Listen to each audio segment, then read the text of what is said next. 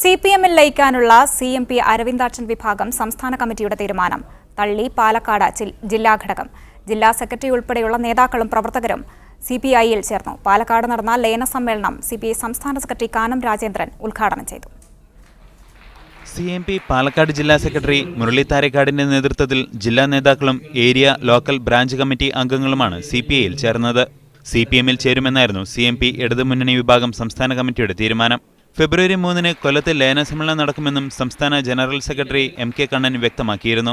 പാലക്കാട് നടന്ന CMP CPI ലയന സമ്മേളനം സിപിഐ സംസ്ഥാന സെക്രട്ടറി കാനം രാജേന്ദ്രൻ ഉദ്ഘാടനം ചെയ്തു. കമ്മ്യൂണിസ്റ്റ് പാർട്ടികൾ ഒരുമിക്കുന്നതിനെക്കുറിച്ച് ഗൗരവമായി ചിന്തിക്കേണ്ട കാലമാണിതെന്ന് കാനം പറഞ്ഞു. നാം ഒരുമിച്ച് നിന്ന് പ്രവർത്തിച്ച് ഈ പ്രതിസന്ധികളെ നേരിടാൻ ശക്തമായി മുന്നോട്ട് പോകാം എന്ന് മാത്രമാണ് എനിക്ക് ഈ അവസരത്തിൽ സൂചിപ്പിക്കാനുള്ളത്. MV രാഘവനെ വഞ്ചിക്കുന്ന നിലപാടാണ് നിലവിലെ സംസ്ഥാന നേതൃത്വം സ്വീകരിച്ചതെന്ന് മുരളി താരേക്കാട് ആരോപിച്ചു. പാലക്കാട്ടെ നേതൃത്വം സിപിഐയിൽ ലയിച്ചതോടെ സിഎംപി ജില്ലാ കമ്മിറ്റി ഓഫീസ് സിപിഐ മണ്ഡലം കമ്മിറ്റി ഓഫീസായി മാറും. 5 ഏരിയ കമ്മിറ്റികളും 12 ലോക്കൽ കമ്മിറ്റികളും 40 ബ്രാഞ്ച് കമ്മിറ്റികളിലുമായി 500-ലേറെ പാർട്ടി മെമ്പർമാരാണ് സിഎംപിക്ക് പാലക്കാട്ടുള്ളത്. മീഡിയ 1 പാലക്കാട്.